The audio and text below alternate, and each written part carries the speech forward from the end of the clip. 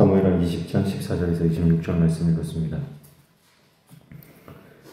세바의 반역은 의외로 굉장히 간단하게 진압이 됩니다. 요압은 아벨성에 들어가 있는 세바를 치기 위해서 그 성에 토성을 쌓았습니다. 그리고 그가 함께 데리고 갔던 군대로 그 성을 에워싸고 이제 그 성을 칠 일만 남았습니다. 요압은 이제 그 성을 멸하려고 하는 것이죠. 그때에 아벨성에 한 이름 없는 여인이 등장합니다. 성경은 이 여인을 지혜로운 여인이다 그렇게 말하고 있습니다. 이 여인이 등장하지 않았다면 요압은 이 성을 쳐서 멸했을 겁니다. 그러나 그 누구도 그 성 안에서 두려움과 또 공포 가운데 떨고는 있었지만 그 누구도 요압에게 가서 그 성을 구원하고자 하는 그런 지혜를, 그런 기질을 발휘한 사람은 이 여인 외에는 아무도 없었습니다. 이 여인은 요압에게 가서 이렇게 이야기를 하죠. 18절 말씀에 보면 이 여인이 말하여 이르되 옛사람들이 흔히 말하기를 아벨에 가서 물을 것이라 하고 그 일을 끝내었나이다 그렇게 말하죠. 그러니까 옛 속담에 이스라엘 사람들은 아벨에 가서 물어라. 아벨에 가서 물어라. 그러니까 지금 아벨이라고 하는 이 지역 자체가 굉장히 현인들, 지혜로운 사람들이 모여 사는 곳이다. 그래서 속담에 등장할 만큼 이 땅은 굉장히 이스라엘 땅에게 의미가 있는 굉장히 전통적인 땅이다라는 거예요. 그런데 이 성을 친다는 것은 굉장히 어리석은 일이다라고 하는 것을 그렇게 이 여인이 이야기하는 것이죠. 19절 말씀에 보면 나는 이스라엘에 화평하고 충성된 자 중 하나이거늘 당신이 이스라엘 가운데 어머니 같은 성을 멸하고자 하시는도다. 어찌하여 당신이 여호와의 기업을 삼키고자 하시나이까 하니 이렇게 말합니다. 그래서 이 성은 어머니 같은 성이다. 이스라엘에는 어머니 같은 성이고 유서 깊은 이 땅을 당신이 치는 것은 여호와의 기업을 삼키는 것과 같다. 그래서 왜 그러냐 그 이유를 좀 말해봐라 그렇게 말하는 거죠. 그래서 어떤 굉장히 요압은 폭력적인 사람이거든요. 그래서 자신이 원하는 것이 있으면 뭐 죽여서라도 자신의 앞길을 방해가 되는 사람들은 다 제거해버리는 그런 폭력적이고 굉장히 잔인한 사람입니다. 그럼에도 불구하고 이 여인의 말이 이 요압에게는 굉장히 설득력이 있는 거예요. 그래서 요압이 이렇게 대답하죠. 20절에 요압이 대답하여 이르되 결단코 그렇지 아니하다. 결단코 그렇지 아니하다. 삼키거나 멸하거나 하려 함이 아니니 그 일이 그러한 것이 아니니라. 에브라임 산지 사람 비그리의 아들 그의 이름을 세바라 하는 자가 손을 들어 왕 다윗을 대적하였나니 너희가 그만 내주면 내가 이 성벽에서 떠나가리라 하니라. 이렇게 말하고 있습니다. 결단코 그렇지 않다. 결단코 그렇지 않다. 사실 요압은요 그 성을 다 쳐서 멸하고 그 반역 세력을 진압하려고 한 의도로 그 성에 토성을 쌓았던 것이죠. 그런데 이 지혜로운 여인의 말을 통해서 그 공격의 어떤 당위성이라고 할까요? 그런 것들이 이제 사라져 버린 겁니다. 세바만 처단하면 된다는 거예요. 그러니까 그 요압의 말을 이 여인이 그대로 받아 이제 놓치지를 않았습니다. 그러면서 이렇게 말하죠.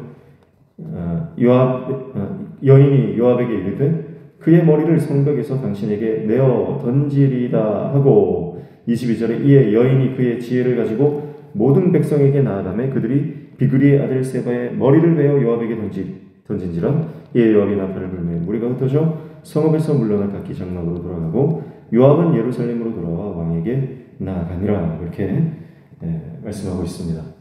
그래서 이 여인은 요압의 말을 듣고 그 말을 백성들에게 그 성읍 안에 있는 백성들에게 그대로 전합니다. 그래서 그 지혜로운 여인의 말에 의해서 성 사람들도 설득을 당하고 수긍을 하게 되는 거죠.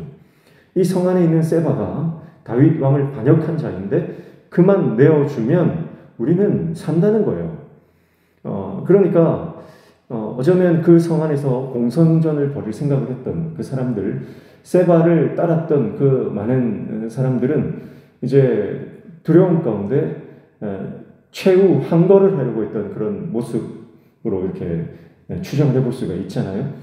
그런데 이 여인은 당연히 이 요압과 지금 싸우면은 이 땅 사람들이 직면할 수밖에 없음을 깨닫고 그 어떤 정해진 운명이에요. 그게 그럼에도 불구하고 그 정해진 운명을 거스르고 그 운명에 대항하는 그 모습을 보게 되는 것입니다. 그래서 그 여인의 말을 듣고 백성 사람들이 그 세바의 목을 쳐서 요압에게 내어 주게 됩니다. 그래서 요압은 나팔을 불고 전군을 철수시키고 모든 군사들은 각기 장막으로 돌아갔고 요압도 그 세바의 목을 가지고 돌아가는 것이죠. 그렇게 해서 세바의 반역은 세바의 나는 일단락되게 됩니다. 큰 살육 없이 같은 지파 민족끼리 서로 죽고 죽이는 그런 일 없이 단지 반역자 한 사람을 처단함으로써 이 전쟁은 끝이 나게 되었습니다. 그런데 정말 이름 없는 한 여인 때문에 이런 일들이 일어났다라고 하는 것이죠. 그래서 참 여인의 힘은 대단합니다. 그래서 우리가 인생을 살면서 힘이 센 사람이 누구냐? 정말 강력한 사람이 누구냐? 우리는 뭐 권세가 있고 또 권력이 있고 돈이 많고 또 정말 물리적으로 힘이 센 사람들이 정말 힘이 세다 그렇게 여겨질 수 있겠지만 정말 힘센 사람은 누구냐? 그것은 정말 지혜로운 사람입니다. 그래서 이 여인은 이름도 없는 그런 한 여인이었지만 그녀의 지혜로 말미암아서 자신도 살고 가족도 살리고 그 성읍의 주민들까지 살리는 인생이 되었다라고 하는 것이죠. 그래서 불필요한 희생을 치르지 않았다는 겁니다. 이 여인의 지혜로 말미암아 불필요하게 죽어야 하는 그 모든 희생들을 제거했다라고 하는 것이죠. 그래서 이제 이 여인을 바로 앞에 등장하는 그 다윗의 후궁, 이름 없는 10명의 후궁들을 비교할 수밖에 없다는 거죠. 그래서 많은 설교자들이 이 두 부류의 사람을 이제 비교하는 겁니다. 그래서 다윗의 후궁들은 그냥 운명에 순응했다는 거예요. 운명에 순응했고, 그래서 평생 생각으로 지내는 그런 인생을 마감했지만, 이 이름 없는 여인은 자신의 운명을 거스르고 지혜로서 그 위기들을 극복해 나갔다. 그렇게 해서 비교하는 경우가 많이 있다. 그런 말씀을 드렸죠. 물론 이게 그렇게 해석하는 것이 굉장히 어폐가 있습니다. 그렇게 해석하는 것이 맞다 이렇게 말씀을 드리는 건 아니고요. 어쨌든 이 이름 없는 지혜로운 한 여인 때문에 그 성 사람들이 살아나는 모습을 보면서 우리에게도 필요한 것, 그것은 바로 지혜입니다.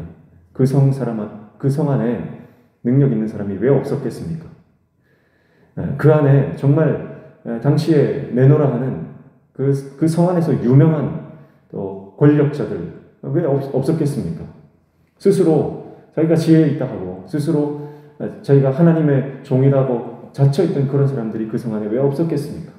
그러나 그 성을 살린 사람은 정말 무명의 한 여인이었다. 이것을 볼 때 하나님의 나라는 이렇게 이름 없는 무명의 하나님의 사람들로 인해서 사용되어진다.